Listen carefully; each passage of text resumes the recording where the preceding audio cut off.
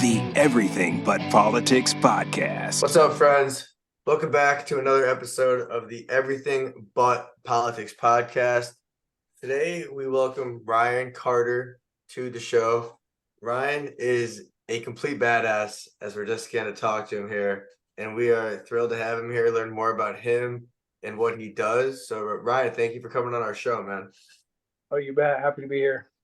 Yeah, it's pretty cool. Your Instagram is really something. You know, you don't see too much of the of what you got going on there. Some crazy kills, just some total. You got something right behind you there that we can see. Why don't you tell us a little more about your background into hunting and how you got started? Well, yeah, I grew up hunting with my dad and grandpa. They were rifle hunters, old school type guys. Did a lot of meat hunting. We were poor, needed food. Kind of got out of it, got into skateboarding, dirt bikes, kid stuff.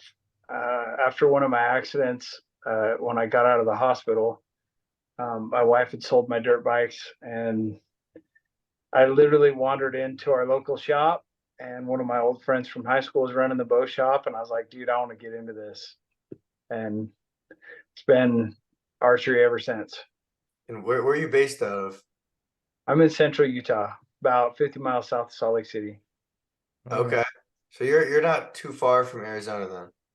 No, not at all. Okay. And I guess kind of just a broad general question I have for you is that area there where the four corners touch, of those four states, which of those states have the best hunting? It all depends on like what your motives are. If you want meat, probably Colorado. You want opportunity, probably New Mexico.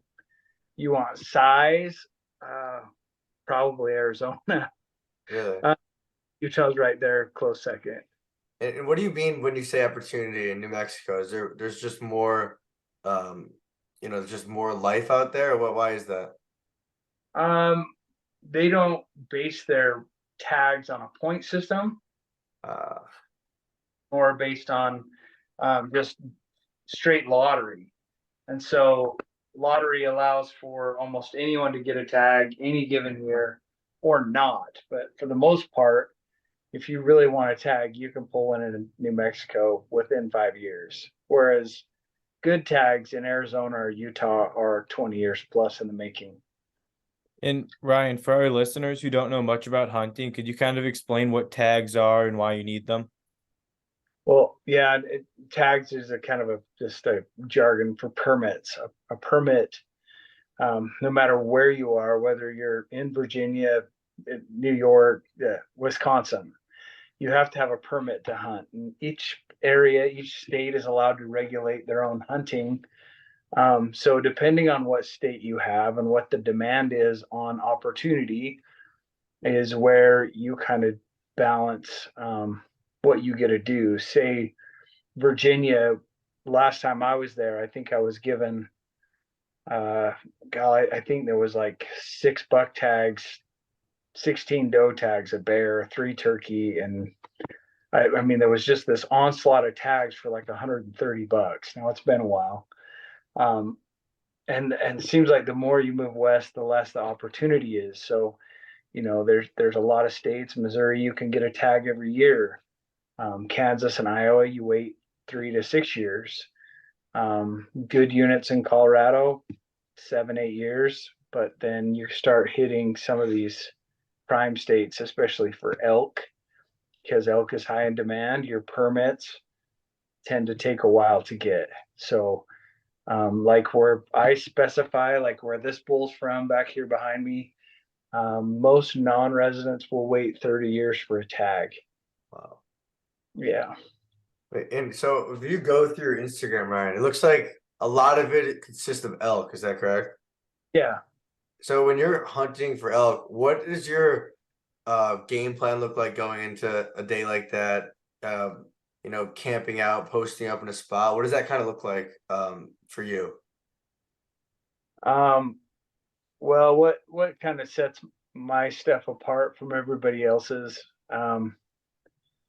One is opportunity, right? We wait so long to get a tag, or the state does auction a few tags off every year. You guys are in Arizona? I went to school in Arizona, but no, not anymore.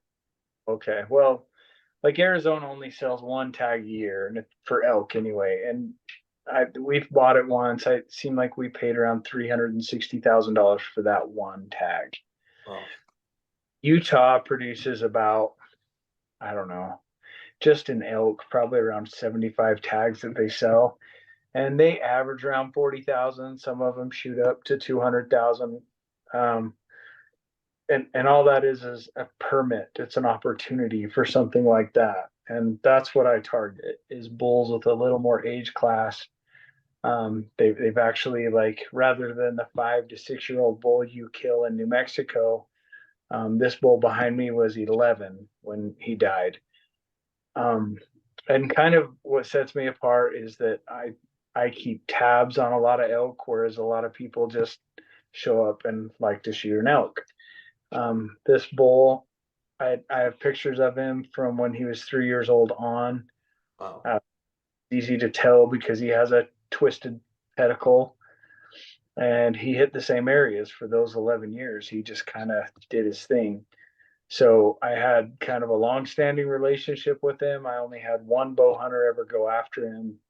Um, he came in twice into a tree stand, and both times was after dark. So Mhm. this bull actually died being gored by some other bulls, kind of a natural causes type thing.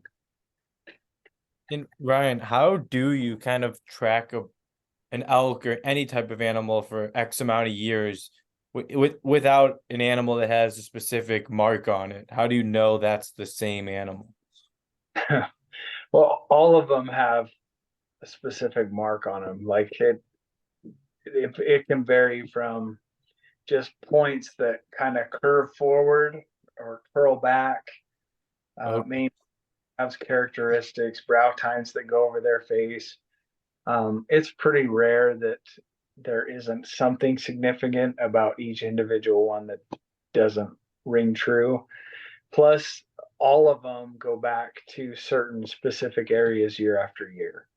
gotcha. And so even if I have, say, I don't know, 60 bulls roll through that area in a summer, I'm sorting one bull out of 60. Oh, yeah, he was here last year. This is him. And Brian, talk to us about the level of satisfaction you get after tracking a bull like that for 6, 7, 8 years, and the day comes and you finally shoot your shot, take advantage, and you get something like that behind you. Well, I'm guiding. So I mean, and I like to guide guys that, like I always say, I like to guide guys that make a guide look good. Like the people who know how to kill things that are good at what they do. They just don't have the time to put into the effort like area like I do. Like they want to show up, have a guy that knows what they're doing, show them what to do. And typically those are the guys that capitalize on bulls like this. Um, it's cool. It's I don't know if satisfying is the word. It's like you're putting together a big puzzle. Some of them that take 5 and 6 years to put together. We had one bull in 17. I think we had 11 years of information on him. Wow. That all gets dialed and it gets put together. It's cool. Like you did something almost impossible. Like I mean, you could probably name on two hands the amount of guys who's singled out an animal that significant for so long and actually killed him. So yeah, there's some satisfaction in that, but at the same time, as much as I love the damn things, I'm just as happy to just I don't know. It's kind of sad to see him die. You know that Yeah. they're gone. It's done. But yeah, it's cool.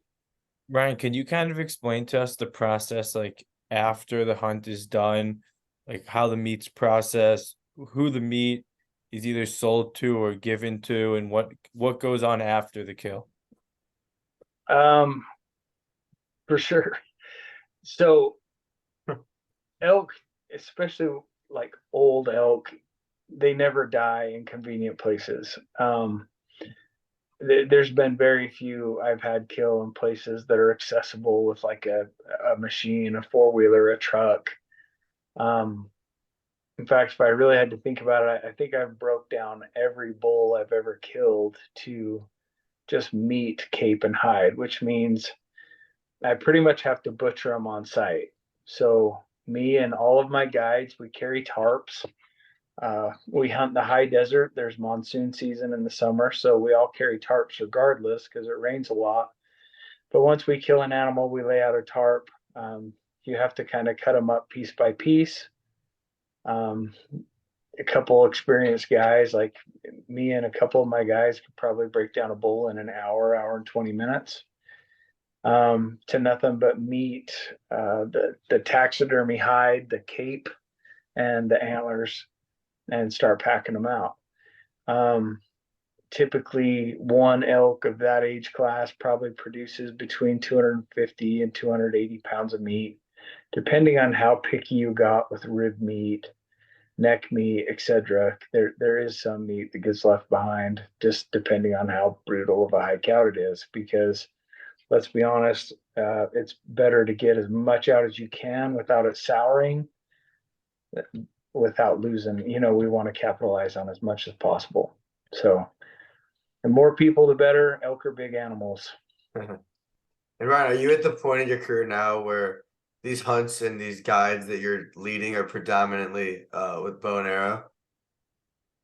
I like the bow and arrow. I prefer it. I like having clients that would rather eat a tag than just shoot any given animal. And so, yes, I could say that at my point, you're right. I think I'm okay, like just doing archery, but archery does take a long time. There's a lot of days involved with that hunt. Typically, they're a month long. Wow. A lot of time away from your family. Like I have a real job that outfitting's my side hustle. So I'm missing out on work opportunities, family time. But I probably average about 16 days per archery hunter, and they are my favorite hunts by far. And do you believe that you're in the best place in the United States to be doing what you do? Or are there some other spots where you kind of sometimes wish, oh, that's really badass for bow and arrow for hunting? Or is Central Utah your spot right now? No, there's much better spots. Like they're all hard. Elk hunting. I know guys that their first 9 years of hunting elk didn't kill an elk. That hunting's hard, no matter where you are. I wouldn't say one guy has an upper hand on another guy.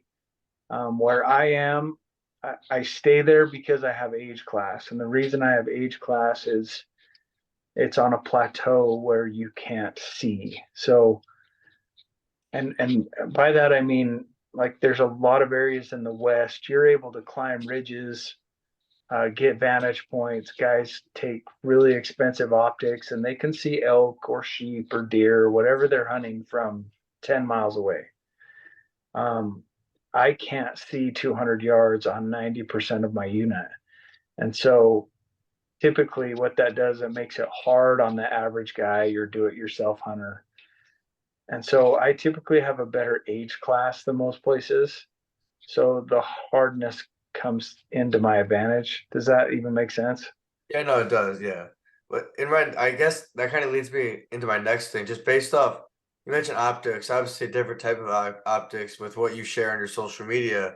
But what inspired you to begin posting on social media and sharing your experiences that you've had? Um, because it'd be a damn shame not to. Yeah. Well said. there's there's um there's a lot of parts of hunting that are almost like sacred. Guys like to keep secrets. They like their little hidden spots. There's some kind of sense of ownership in a lot of it, and a lot of guys don't feel that they want to share the things they've found. And that's understandable. I totally get it. But in my case, I've learned over and over again. I mean, I've kicked myself in the foot a few times, but a lot of guys just won't do the work. And so I've kind of learned to share a little bit more, kind of put it out there. I want people to see the adventure. I want people to see how fun it is. Like, and that it's a hard thing. Like, there's nothing easy about hunting. Um, I don't know how well versed in the hunting world you are, but in shows you'll see people cheering when something dies. It's not my style per se, but that it's such a hard thing to actually do. You're facing the elements, you're exposed to the weather, you're putting miles on end on your feet. You're sleeping in just random, weird, dark places. Like, I mean, it's hard, nonstop hard. And so accomplishing something like that is a feat that I think should be shared and celebrated and show people that we can do things that are hard. Absolutely. And Ryan, Merrick and I have zero experience with hunting, so it's something that absolutely fascinates us.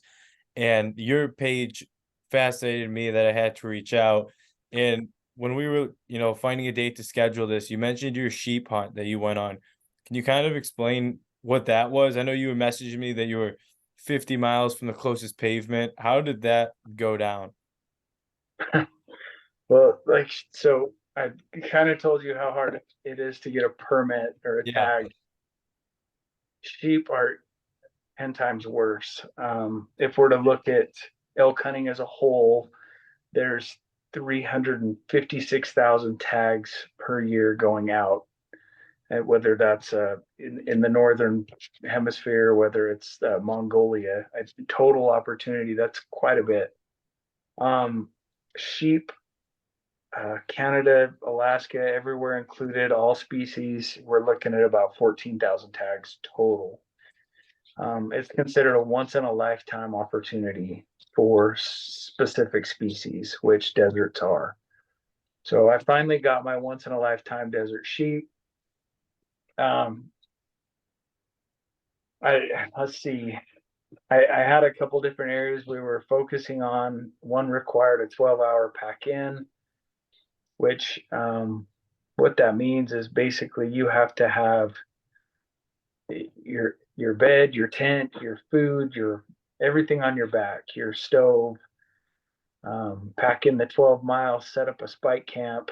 Um, you're kind of in there. You hope there's a water source. You got to pump all your water, and water's used for cooking, drinking, all the things. So if you want to survive, that's what you do.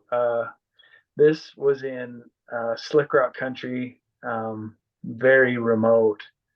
I was hunting the rims of Lake Powell, which there's some areas you can take a boat to. Where I was, I took my camp trailer in about 11 miles, set up kind of a base camp. It had all my food, tons of excess fuel, water for showers if we needed them.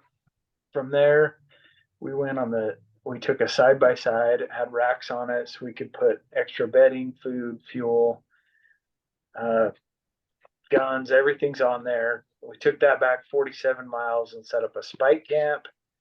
And from there to where the sheep was on foot, depending 4 to 7 miles. And so I actually had just random service where I was. And I think that's where I commented to you, dude, Yeah. I'm 50 miles from any pavement. Like I think total it took me 33 hours to get that sheep from where we killed it back to civilized world. Wow. That's amazing. And Ryan, with all this, I mean, obviously an incredible amount of walking, hauling, schlepping. What does your fitness regimen look like now that you're doing all this, extended work, carrying heavy loads, walking for miles on end? What are you doing to train? Right now I'm eating a ton of Reese's, like those Halloween. Yeah. I've lost 23 pounds since May. That's Congrats. So yeah, no, it's not a good thing. It's all in my shoulders. No. So typically when I start getting back into winter, I do a lot of weightlifting. I start packing on pounds again about January, Christmas pounds, right? That's when I have to start doing cardio, 15 to 20 minutes a day on cardio till about May. And then May through June, I'm putting on about 40 minutes a day. Stair stepper. I like the Peloton bike. I feel like I lose less muscle when I'm doing the bike. And then once I start running cameras, probably end of June, I'm doing roughly, I bet we do 30 miles in a weekend, and it usually takes me 3 or 4 days to recover. So I might get a cardio session in on like Thursday, but then Friday I'm hiking again. Totally. And what do you use to track all of this? The steps, the workouts. Are you using anything to track? Yeah, I use my Garmin. So the Garmin's I found is a lot more accurate in the backcountry. So I use a Garmin Tactics Charlie 2, and I use the app and kind of tracks everywhere I go. So Yeah, it's effective. Very nice. Ryan, when is your next hunt? I leave for Kansas Thursday. And Okay. it's Nice. kind of it's archery. I'll be sitting in a tree, eating Reese's, relaxing. I've killed a lot of them, so there's not a ton of pressure to be successful. I'm just gonna relax and hang out with some buddies. What And are you you're, hunting? What are yeah, you that's hunting my for question. on this in Kansas? What are you hunting for? Those are whitetail deer. Yeah. Okay. Is this like we're here in mid to late October. What is like the depending in Kansas, is that like the thing right now? I mean, white-tailed deer. How does it work? How does it seasonally work? Yeah, hunting kind of revolves around like breeding season. They call it the rut. Mhm. So elk typically rut in September. So September for me is crazy. That's when we had probably 15 of our 17 elk tags was in that month. They do a lot of calling. They're very vocal. Really good bow hunters learn how to just bring them in with calls, so you don't have to like work them as hard as you would like a mule deer in August.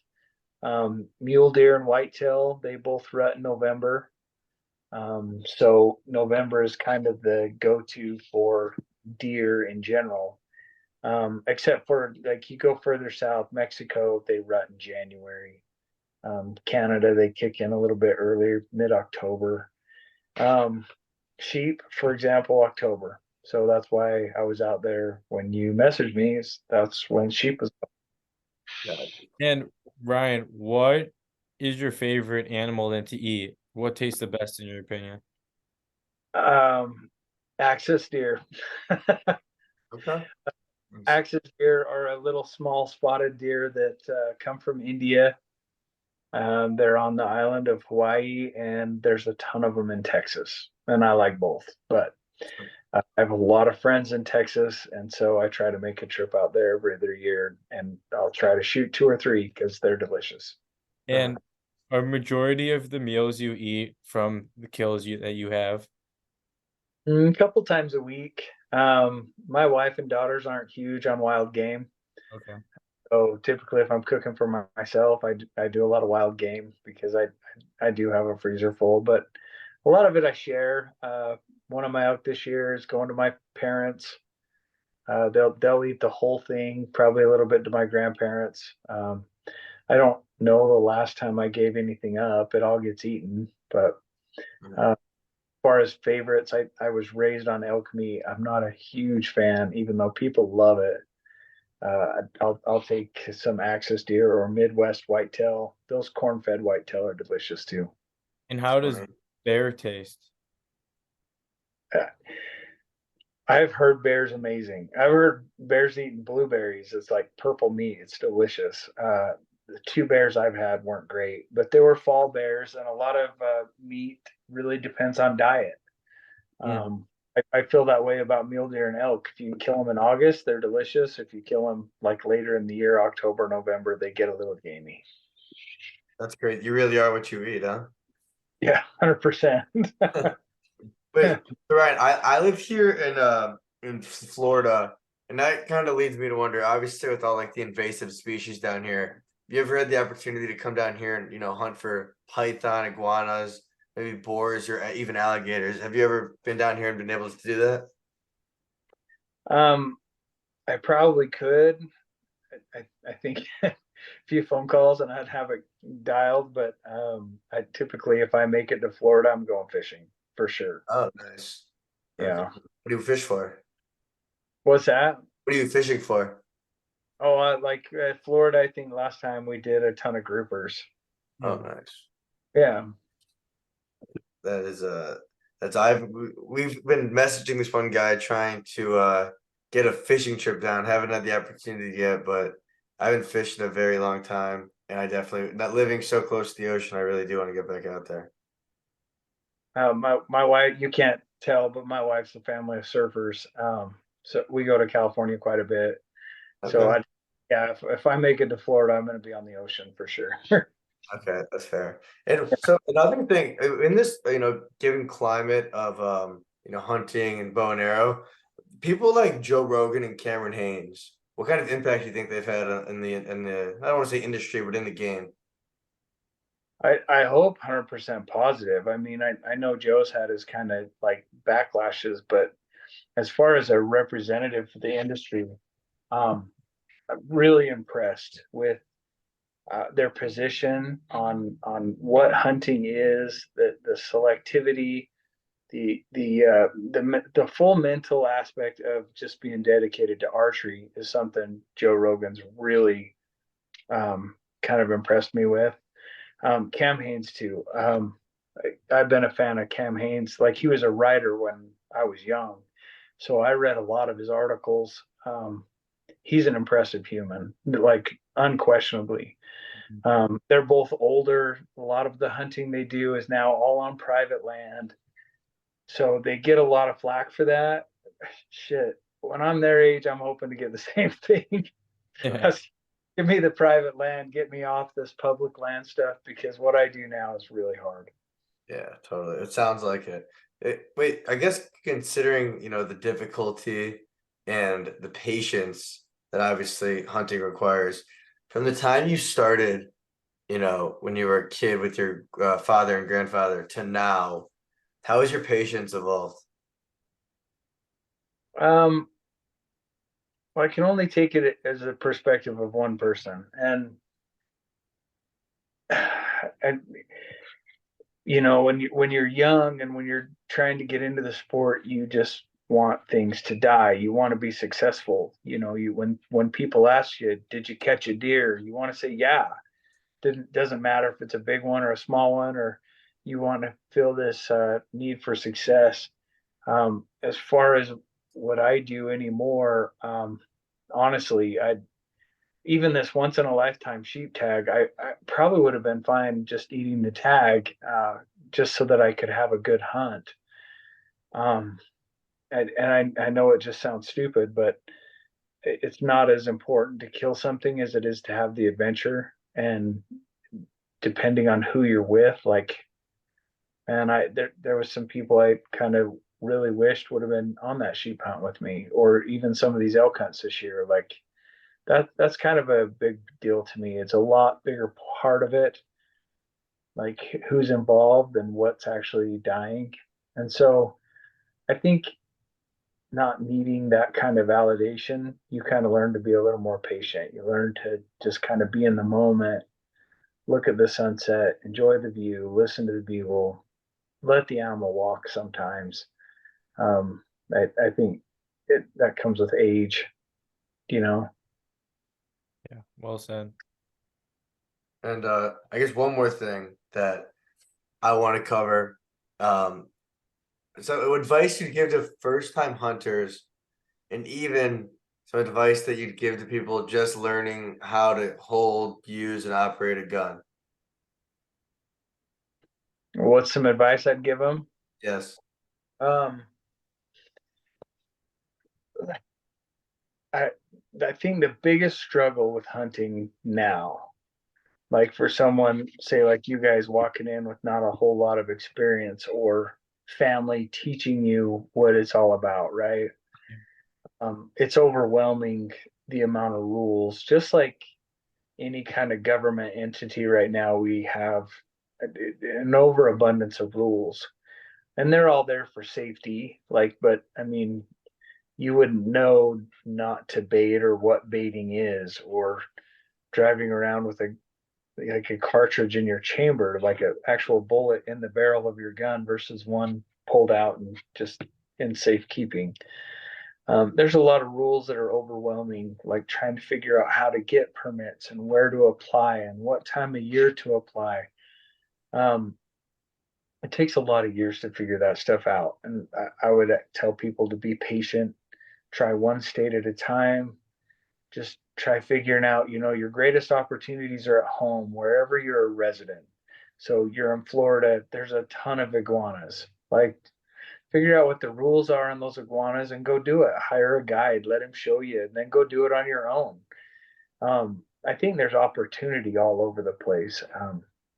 Other than this sheep and a deer tag last year, I haven't hunted a permit for myself here in this state for like 19 years.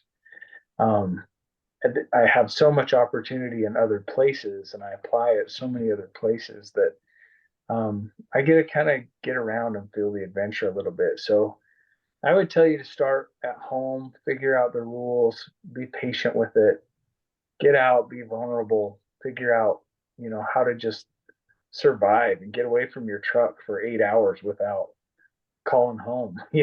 Like I think that's probably the biggest thing. As far as guns, you're not talking to a gun hunter. I think I own one hunting rifle.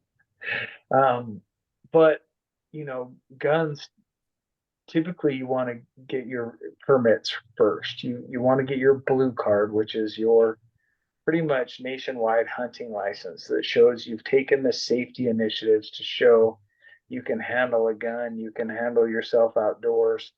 Probably one of your first steps in learning anything would be you're taking your hunter safety. The guns take a mentorship. There's plenty of gun shops that have ranges, that have guys that will teach you how to use a gun. Rifles are a whole nother gun, but it all comes with the same turf. Like, you'll figure all that out.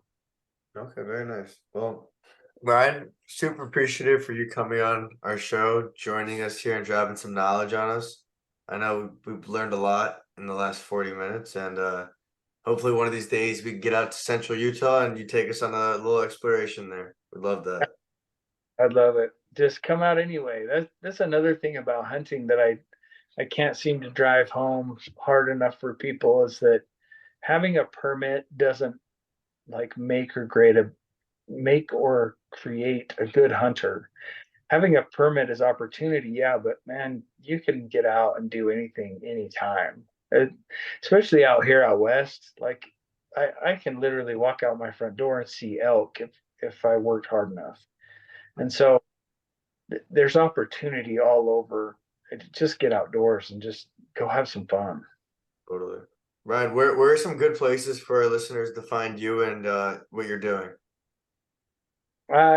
Dude, I mostly stick to social media. You Google Ryan Carter elk, I'm sure you'll find plenty of stuff. Lots of podcasts, a few videos, that kind of stuff. Instagram's probably my most active account. Wait, Okay. Ryan, Very thanks nice. again for coming on. Ryan, appreciate you. 100%. Thank you guys. See you next week.